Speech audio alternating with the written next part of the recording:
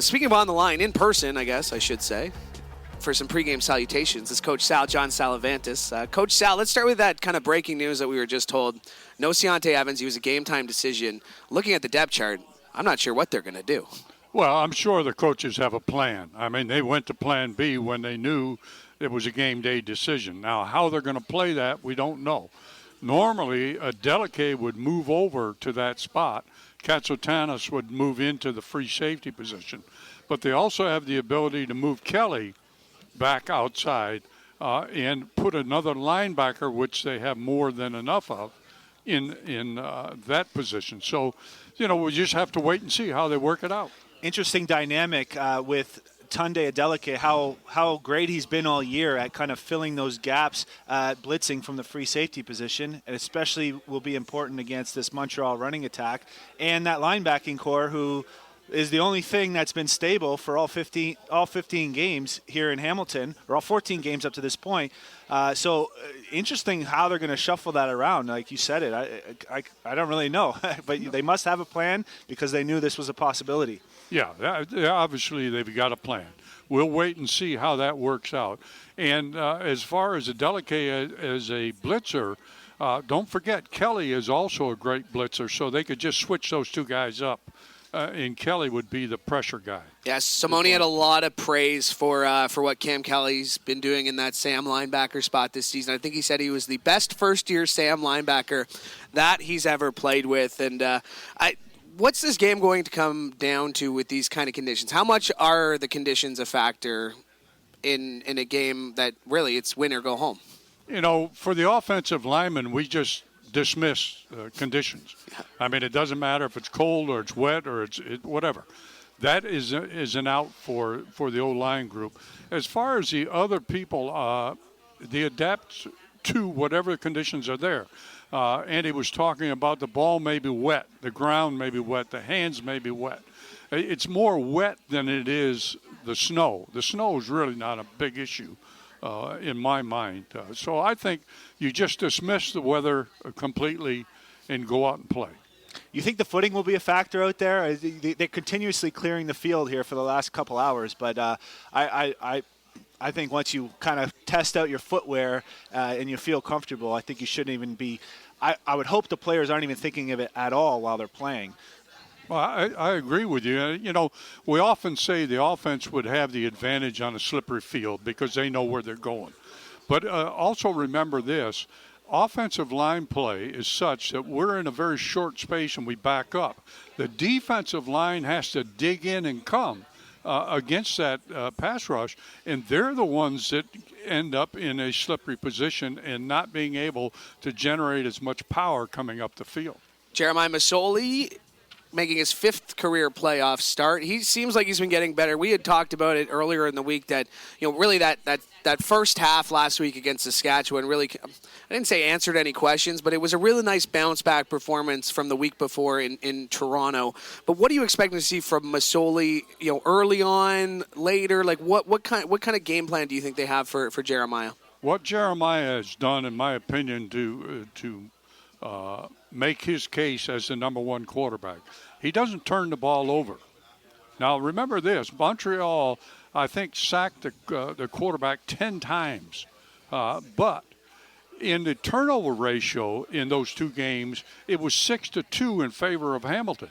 So Masoli doesn't turn the ball over. And as we talk about weather conditions, if you don't turn that ball over and you don't give the offense of the opponent an opportunity to be on a short field, you really have done your job as a quarterback. Yeah, limiting the interceptions is key, and then you look at fumbles, and as a coach, do you kind of practice the punch out a little bit more with the special teams and the defensive side of things? Do you practice it a little more come playoffs, or is that something that's sort of mainstay all year long throughout the season? Well, you want to practice it all the time, but you want to emphasize it when you get into these kinds of weather conditions, because the receiver catches the ball. By the time he gets the ball put away, a good punch sometimes will knock that ball out of there. If the running back doesn't put that ball in the crook of his elbow on the run and protect it with two hands when he's being tackled, the possibility the ball comes out. So, yes, I think you see a lot more activity at the football, trying to knock it out. Coach, let's go back to the offensive line because Jordan Murray is out. He got hurt in practice this week. So Travis Vorncall will get the start at left tackle. The Ticats have had 71 players, 44 different starters. And it was most noticeable on the offensive line where 10 players made at least one start on the offensive line. Yeah, and that's very unusual, and it's very hard to get any continuity. But I really think this game will depend upon the protection of the quarterback by the offensive line. Neither one of these offensive lines are up to Winnipeg standards, but they can be helped by the play calling of the offensive coordinator. Play action pass, run game. And remember this, a successful run game helps the whole team. That's why Stanback for Montreal is such an impact player, because it helps the whole team. It helps the defense because it keeps the offense on the field. The defense has a much shorter time on the field. You mentioned the sacks earlier from the Montreal side, and that's been a point of emphasis for that team. But against Hamilton, they've had a lot of success. So, we're talking about the offensive line and the play calling and the scheming. What is one way to make sure that you give Jeremiah time or / get the ball out of his hands fast enough so that that doesn't disrupt the offensive flow? Well, I really think that Jackson becomes a key player. I think you've got to force the football with Jackson.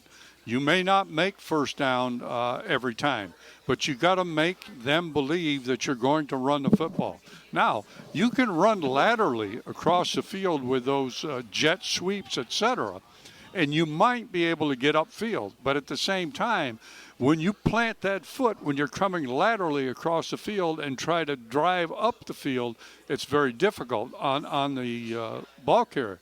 With Jackson, he's hitting the hole.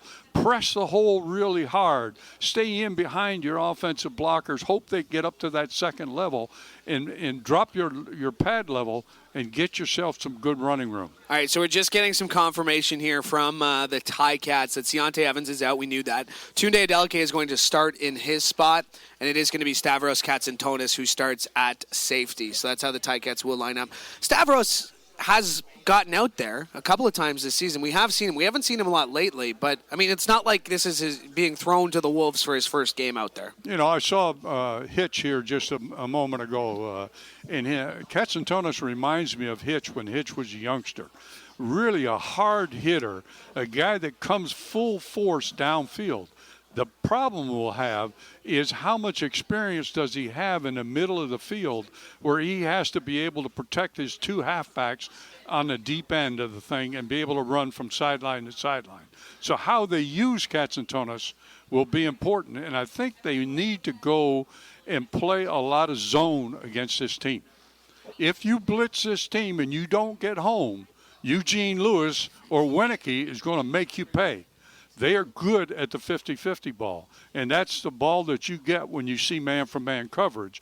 And with Kahari Jones as a coordinator and former quarterback, he understands that, so he's probably informed his quarterback. If you see man-to-man, don't be afraid to put it up.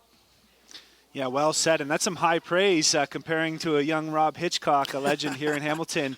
But obviously the team has a lot of faith in him. If that was the plan B, and they knew Keontae Evans was a game time decision, so we'll see Katsantonis in there, and I think that's a good kind of breakdown of it. Well, let's talk a little bit about the kicking game. How does the kicking game get affected in a game like this, or do you make any last minute changes to the plan in the special teams game?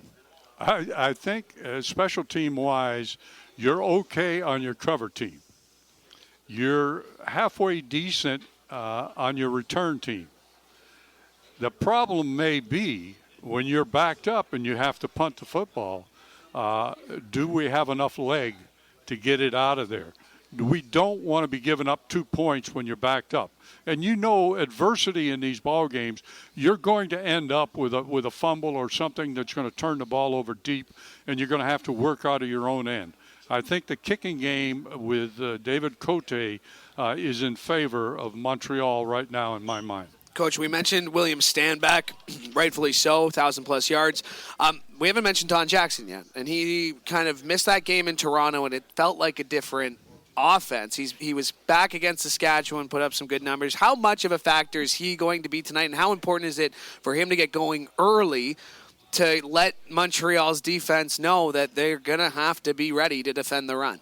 Well, I would come out running the football to start with. Now, they load the box.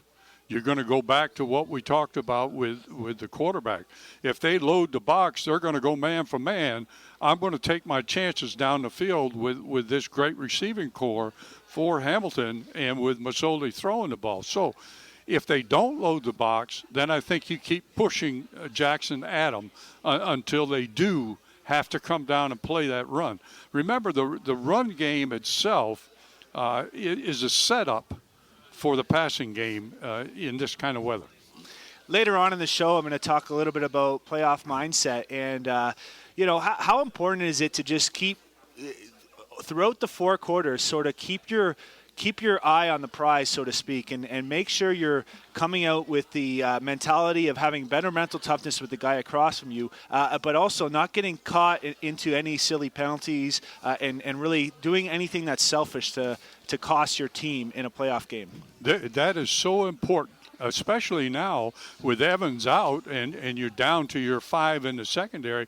You can't afford to lose a linebacker or a secondary player. Composure is very, very important, and I often thought this way about playoff games, and we talked to our guys about it over the years. This is a player's game.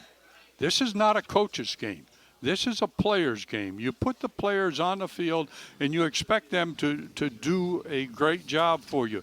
And coaches just stay out of the way, more or less. Easier said than done sometimes, Coach Sal? Sometimes it becomes a question of who's right and who's wrong. But if you're in as a team, you'll understand that the players will take care of themselves if you allow them that latitude. Coach Sal, appreciate this. Enjoy the game. I will. Thank you. Stay warm and dry, too.